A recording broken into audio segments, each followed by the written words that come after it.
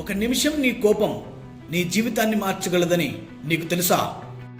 కోపం వచ్చినప్పుడు కేవలం మనం మాటలతోనే సరిపెట్టుకోం, గాయాలు కూడా చేస్తాం.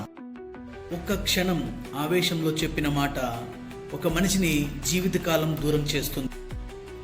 మనం క్షమించమని అడగవచ్చు, కానీ మన మాటల వల్ల ఆ గాయపడ్డ ఆ మనసు ఎప్పటికీ మారదు. నీ బలం గట్టిగా అరవడంలో కాదు, నీకొచ్చిన కోపాన్ని నియంత్రించుకోగలిగే శక్తిలో కూడా ఉండాలి.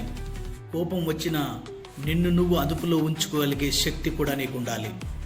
గుర్తుంచుకో, కోపంలో గెలిచిన వాదన నీ బంధానికి నిన్ను శాశ్వతంగా దూరం చేయవచ్చు. విషయంతో లేదా అనర్థాలతో నీ జీవితంలో నువ్వు ఏదీ గెలవలేవు. ఈ రోజు నుంచి నీకు కోపం వచ్చిన ప్రతిసారి 10 సెకండ్ల పాటు మౌనంగా ఉండు, అన్నీ సర్దుకుంటూ. ఈరోజు మీరు ఛాలెంజ్ని పూర్తి చేసినట్టయితే కామెంట్లో నేను నా కోపాన్ని జయిస్తాను అని రాయండి. అలాగే ఇలాంటి వీడియోస్ కోసం ఫాలో చేయండి.